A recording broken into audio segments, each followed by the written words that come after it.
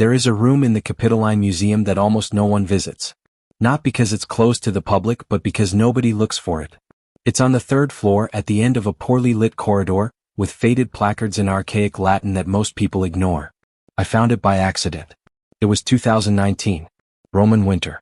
I was researching for a documentary about military betrayals when an elderly archivist grabbed my arm. He didn't say anything. He just handed me a rusted key and pointed to the stairs. The room was small. Damp. It smelled of earth and old paper. But what was inside changed everything I thought I knew about loyalty, about Rome, about the price of betrayal. There was an artifact. A small gold ingot, stained, irregular, with fingerprints burned into the surface.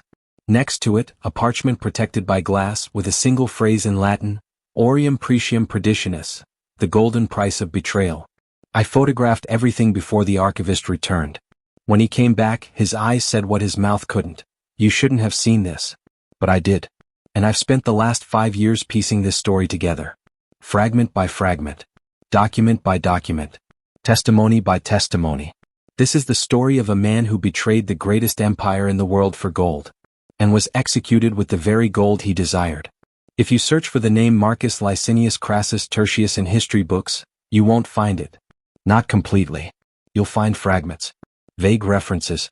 A name erased from official chronicles, replaced by suspicious ellipses in Tacitus's texts. What? Because Rome didn't just kill traitors. Rome erased them. Damnatio memoriae. Condemnation of memory.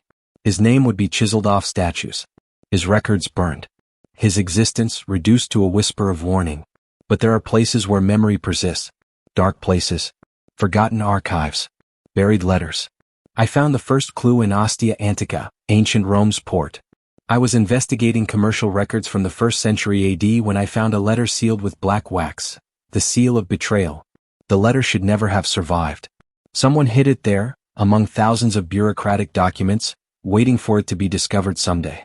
The letter was from a centurion named Gaius Severus, dated 64 AD, addressed to no one, or to everyone.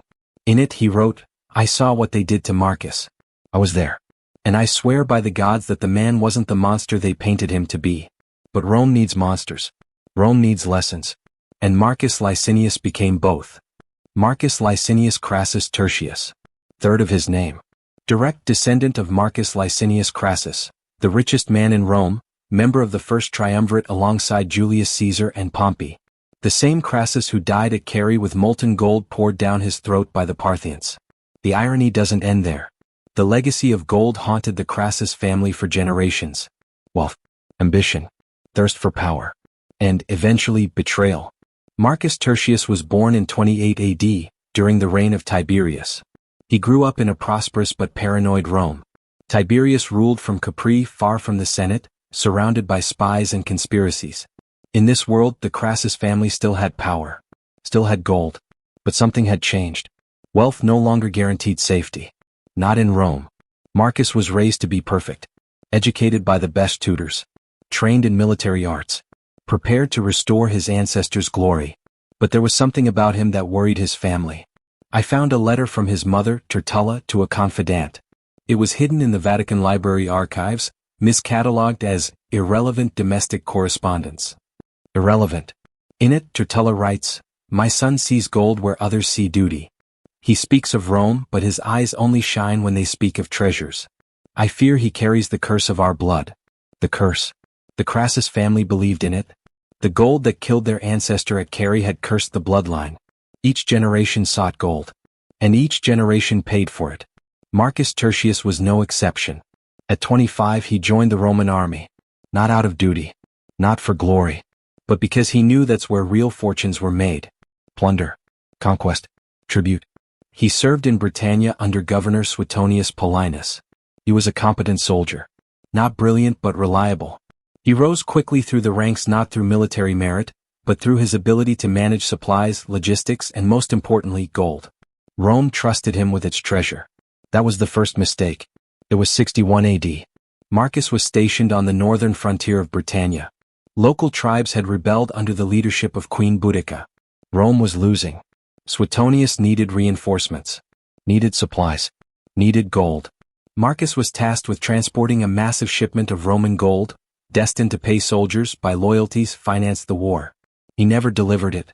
But here's what the history books don't tell you. Marcus didn't simply steal the gold. He sold it. And who he sold it to changed everything. I found the evidence in an unexpected place, a votive altar in an abandoned village in northern England.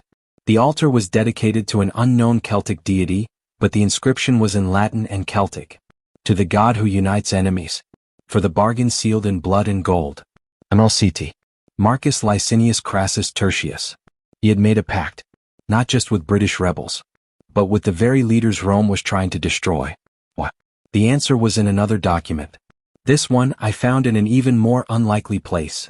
Nero's personal archives, preserved in fragments in a private collector's collection in Naples.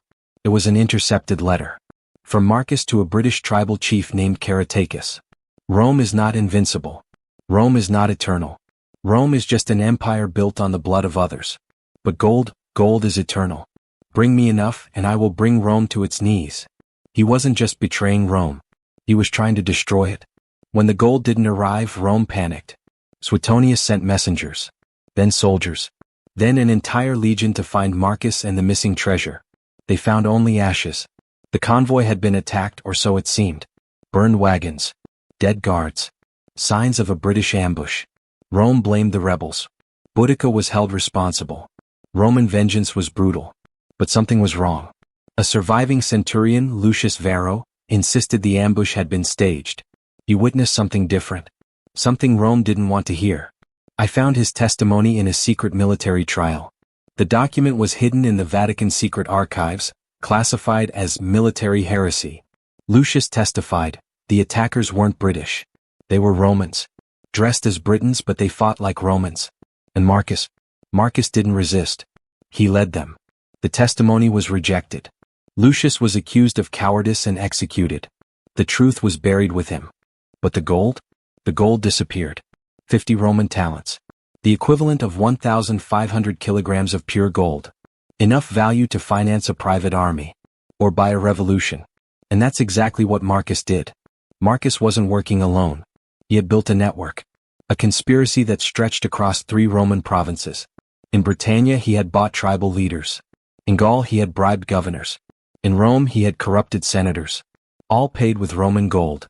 I found evidence of this network in a place no one else would look. Ancient banking records in Alexandria. The Romans didn't have banks in the modern sense, but they had argentarii, money changers who kept meticulous transaction records. One of these money changers, a Greek named Apollonius, kept secret records. Transactions he could never publicly admit. Transfers of gold between phantom accounts. His records survived because he hid them inside copies of Greek philosophical texts. No one would expect to find financial conspiracies hidden in Plato.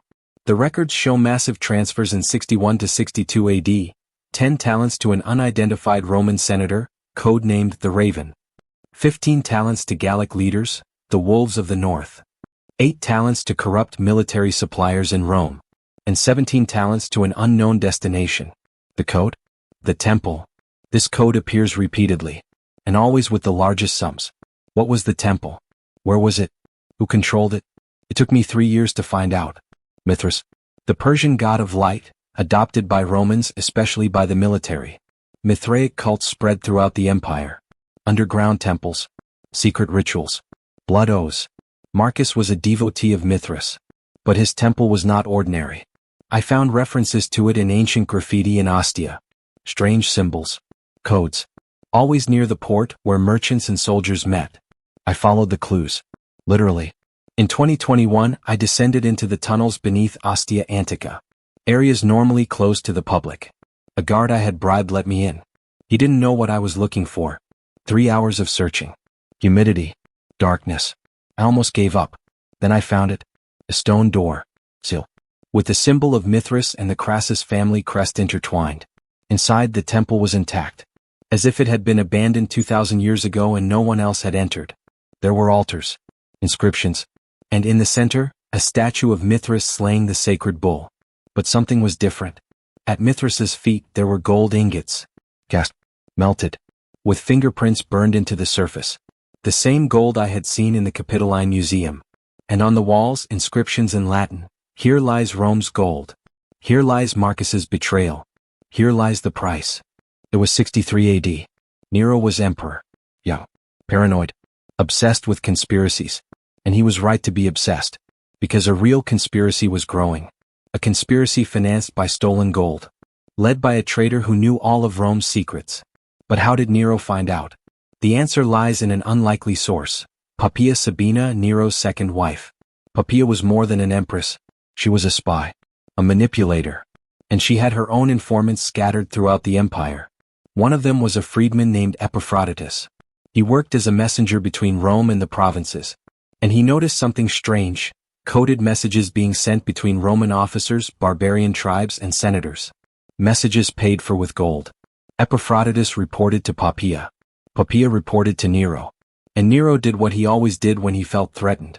He destroyed everything around him until he found the traitor. I found Nero's orders in a private archive in Naples. Orders written in his own hand, not entrusted to any scribe. Find Marcus Licinius. Bring him alive. The gold will be recovered. The betrayal will be punished. And everyone will know the price of betraying Rome. The hunt for Marcus Tertius lasted 6 months. He was hiding. Moving between provinces. Using false identities. Protected by those he had bought with Roman gold. But Rome had something Marcus didn't. Infinite patience and unlimited resources. Nero put one man in charge of the hunt. Tigellinus, prefect of the Praetorian Guard. One of the most feared men in Rome. Cruel. Efficient. Loyal only to Nero. Tigellinus used methods that would make modern interrogators recoil. He captured Marcus's associates. Tortured them. Not for information, he already had information. But to send a message, there is no escape. One by one Marcus's network collapsed. Senators were exposed and executed. Governors were replaced. Tribes that accepted his gold were massacred. And slowly the noose tightened. I found Tigellinus's reports. They detail every step of the hunt. Every exposed traitor. Every place Marcus hid. Britannia. Gaul. Hispania. Germania. Marcus was running. Desperate. But there was a problem, the gold. He couldn't carry it alone. And the more he moved, the more trails he left. Golden trails. Tigellinus was relentless. Follow the gold. Gold cannot hide. And he was right. It was April 64 AD. Marcus was hiding in a village in the Alpine mountains. Far from Rome. Far from his pursuers. Or so he thought. But there was something Marcus hadn't considered. Those he bought with gold weren't loyal to him. They were loyal to the gold. And Rome was offering more. One of his closest allies, a Gallic tribal leader named Vercingetorix, not the famous one but another with the same name, sent a message to Tigellinus. The message was simple: bring more gold than Marcus offered and I'll bring you Marcus. Rome agreed. I found the transaction recorded in Tigellinus's archives. 20 talents of gold. Paid to Vercingetorix in exchange for Marcus Tertius. The irony was delicious. Marcus, who betrayed Rome for gold, was betrayed for gold. On the night of April 15th, Roman soldiers surrounded the village. Marcus was sleeping. He had no chance to fight. No chance to flee. When he woke, he was in chains. Tigellinus was there personally. He didn't trust this arrest to anyone else. According to eyewitness accounts preserved in letter fragments, Tigellinus told Marcus, "Gold bought you friends. Gold bought you power. Now gold has bought you death." Marcus was transported back to Rome in a cage. Not a common cell. An iron cage displayed publicly in every city they passed. Rome wanted everyone to see, this is the price of betrayal. When Marcus arrived in Rome in May 64 AD, everyone expected a public trial. A spectacle. A chance for Nero to demonstrate Roman justice. But there was no trial. Why? Because a public trial would require evidence. Witnesses. Defense. And that would mean exposing how many senators, how many officers, how many Roman citizens had been bought by Marcus. Nero couldn't allow that. The conspiracy was deeper than he imagined. If everyone involved were exposed, Rome would collapse from within. So Nero did what Roman emperors did when truth was inconvenient. He suppressed it. Marcus was tried in secret. Not in the Senate. Not in the Forum. But in a private room in the Palatine, before Nero and only his most intimate advisors. There is no official record of this trial. Officially it never happened. But there are whispers. Letter fragments. Senators' diaries. Graffiti on Rome's walls.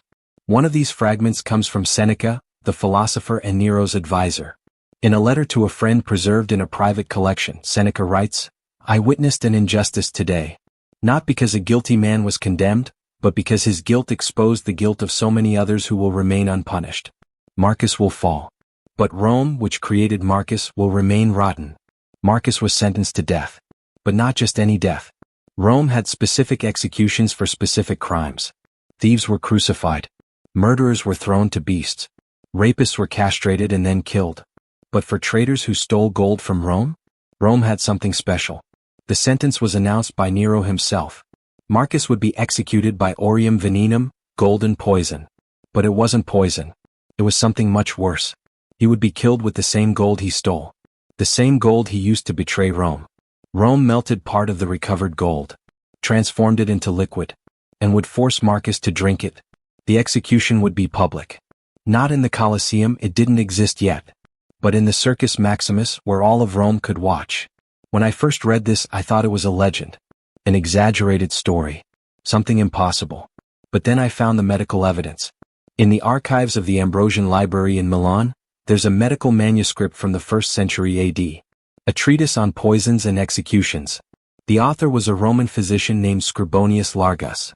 In a section almost ignored by historians, he describes, "I saw a man die from molten gold.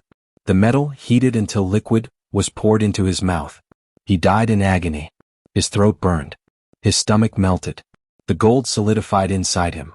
It took 9 minutes. Every second was eternity. 9 minutes. Marcus Tertius would die in the most painful way Rome could conceive. And he would die as a spectacle. It was July 1564 AD. Rome woke to the smell of gold being melted. Furnaces had been installed in the Circus Maximus overnight. Large, visible, deliberate. Rome wanted everyone to see. Everyone to feel. Everyone to remember. The gold was being prepared. Marcus was brought to the circus at dawn. Chained. Wearing only a torn tunic. His face was swollen, he had been beaten. His eyes were empty, he knew there was no escape.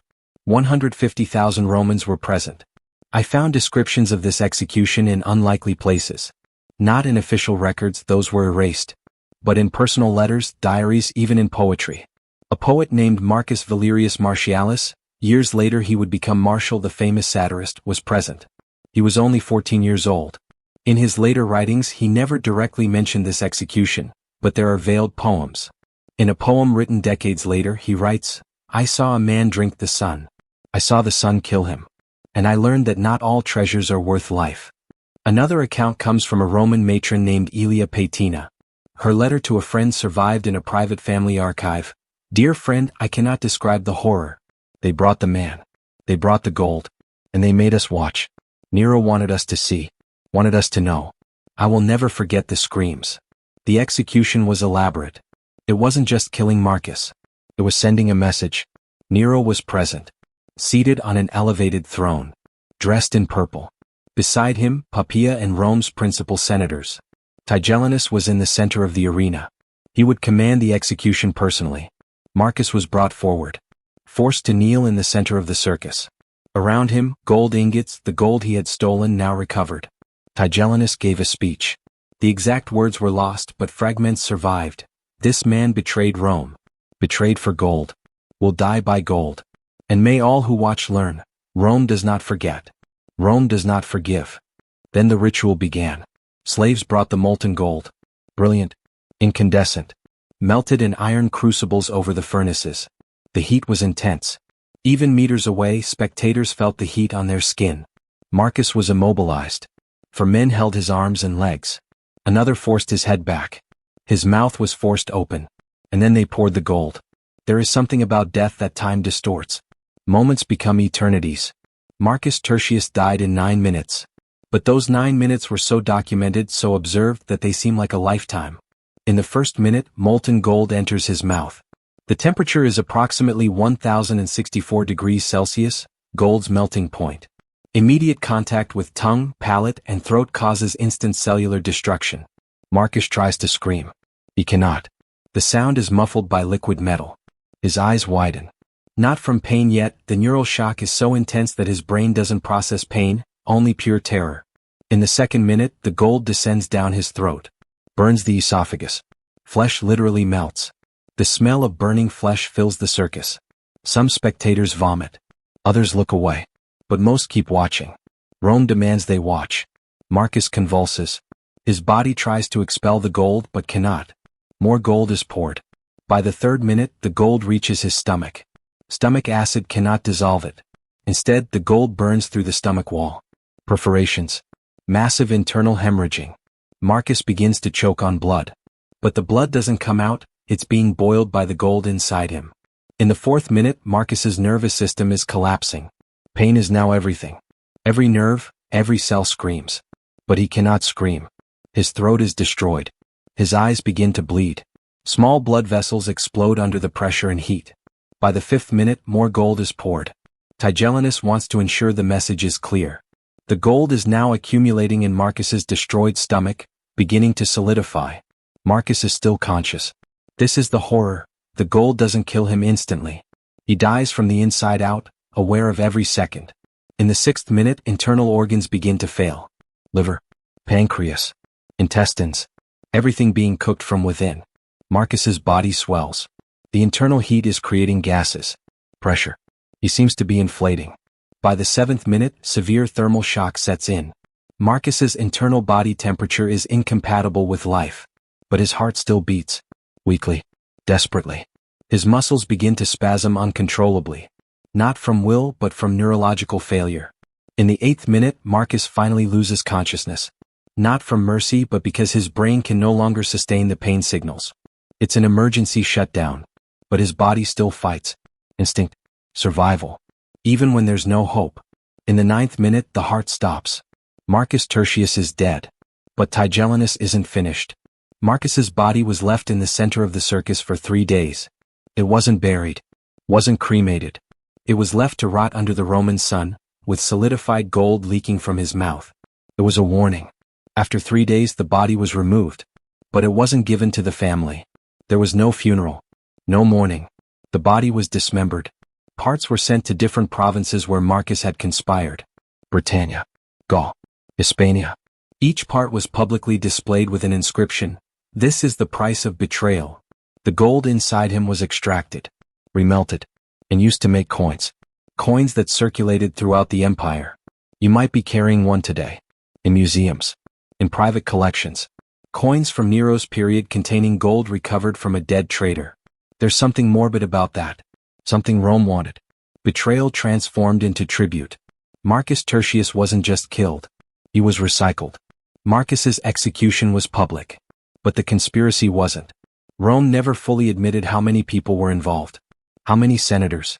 How many officers? How many citizens? What? Because admitting this would be admitting that Rome was rotten inside. That loyalty could be bought. That the empire was vulnerable. So Rome did what it always did. It rewrote history. In official records, Marcus is only briefly mentioned. A minor traitor. A gold thief. Justly executed. But the truth is more complex. I spent years investigating the other names. The other conspirators. Those Rome didn't execute. I found patterns. Property transfers right after 64 AD. Senators who suddenly retired. Officers transferred to distant posts and never mentioned again. Rome didn't kill them. That would be admitting the extent of the conspiracy. Instead, Rome silenced them. Quiet exile. Forced retirements. Discreet disappearances. A senator named Lucius Vettius was found dead in his villa in 65 AD. Officially suicide. But a letter from his daughter suggests something different. My father didn't kill himself. He was silenced. Like so many others who knew Marcus's secret. The secret. What was the secret? What was Rome hiding? Here's what I discovered. The gold Marcus stole wasn't all ordinary gold. Part of it was something more. Something sacred. Something Rome couldn't admit having lost. It was gold from the Temple of Jerusalem. In 70 AD, 6 years after Marcus's death, Rome destroyed Jerusalem. Sacked the temple. Took the Jewish sacred gold back to Rome, gold that was displayed in Titus's triumph and eventually deposited in Jupiter's temple. But here's the problem. Some of these treasures were already in Rome before 70 AD. Oh, earlier plunder. Earlier conquests.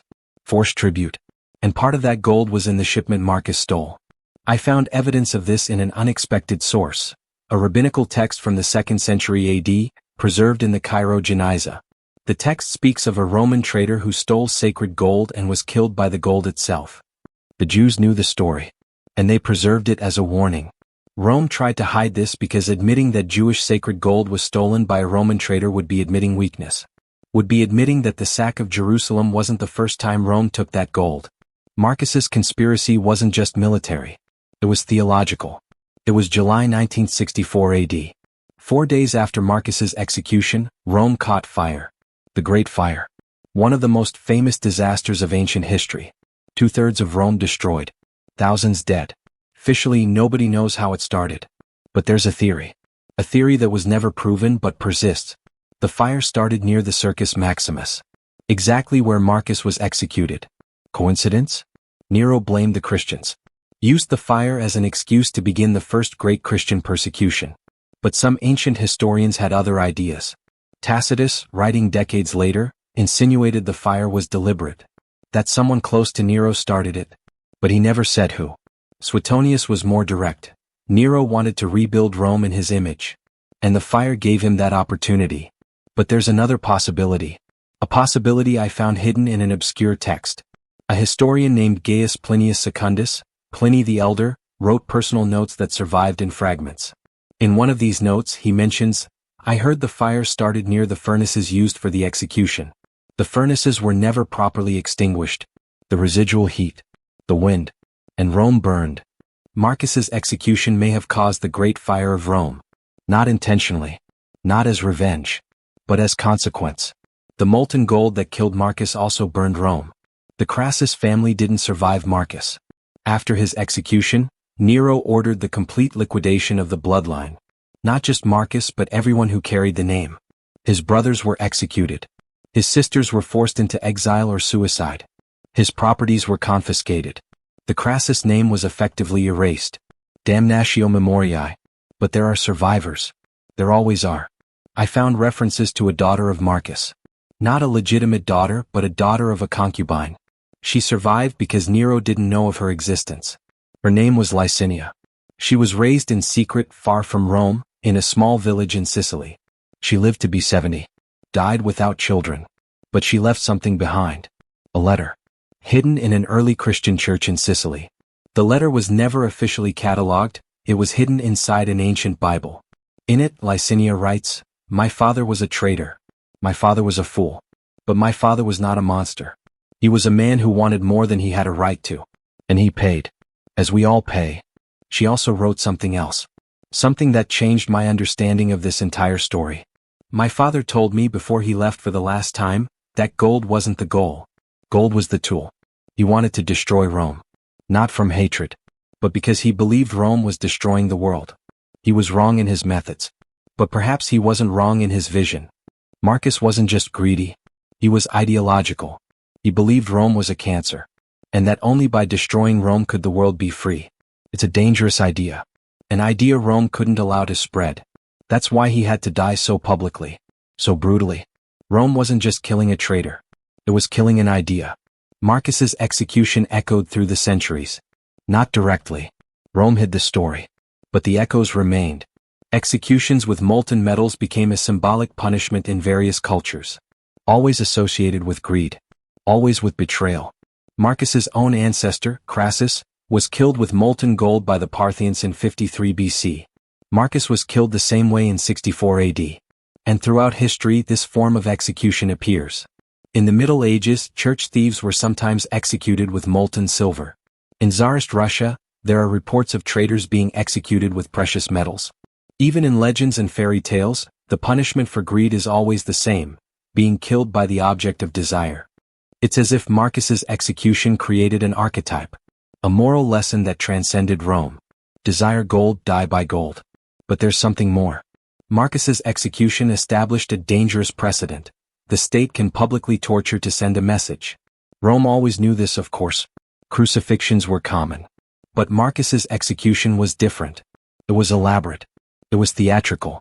It was propaganda. And it changed how power punished betrayal. Not just with death but with spectacle. Nero perfected this. After the Great Fire, he used Christians as human torches in his gardens.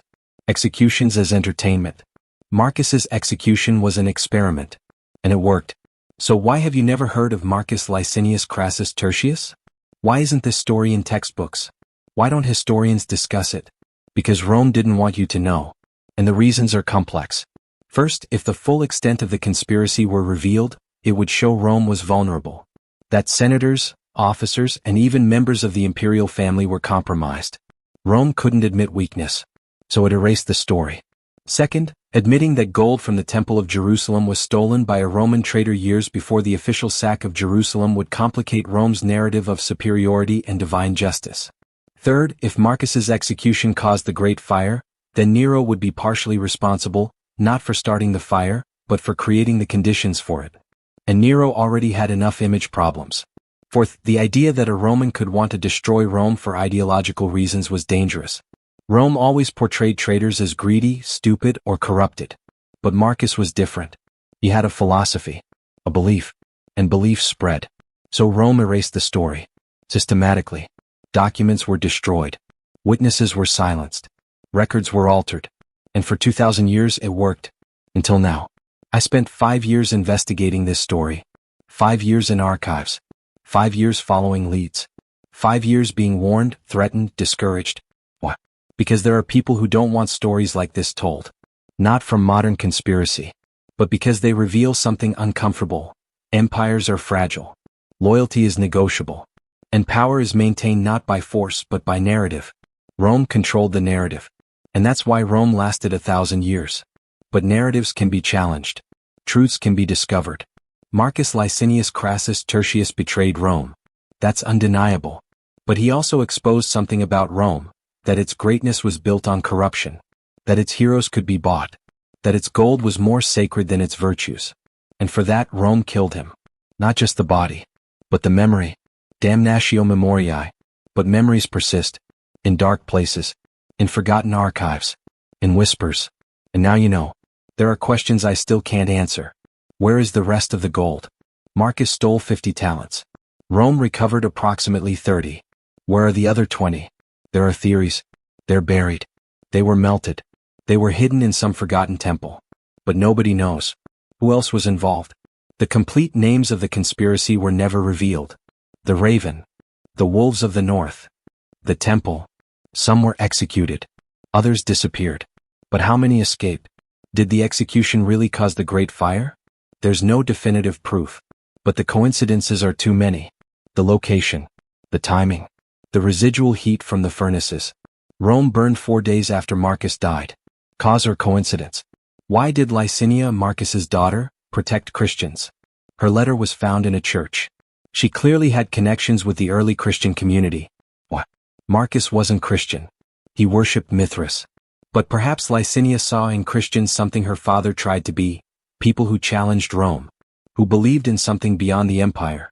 Maybe she found redemption protecting those Rome also tried to destroy. This story isn't just about ancient Rome. It's about power. It's about loyalty. It's about the price we pay for ambition. Marcus wanted gold. Got gold. Died by gold. But how many of us do the same thing? In different ways? How many betray values for money? How many sell loyalty for promotions? How many sacrifice integrity for success? Marcus's execution was brutal. But the lesson was clear. There are things more valuable than gold. And when you forget that, you pay the price. Rome knew this. That's why the execution was so elaborate. It wasn't just justice. It was lesson. And the lesson remains relevant 2,000 years later. Desire only gold, and gold is all you'll have. And gold cannot buy life.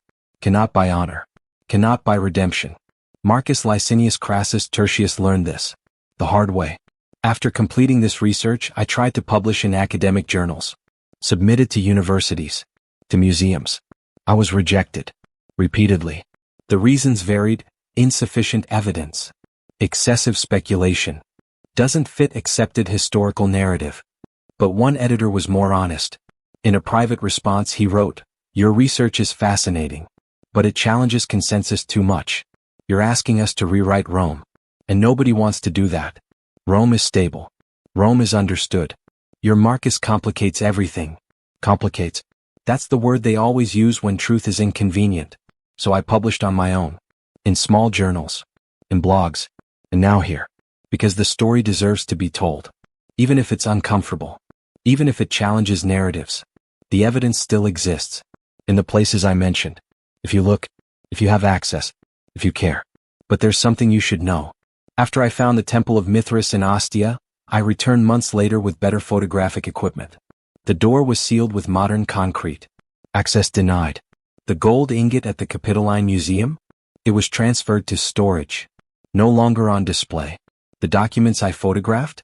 Some are under restoration and inaccessible. Coincidence? Maybe. Or maybe there are people who still believe some stories should remain buried.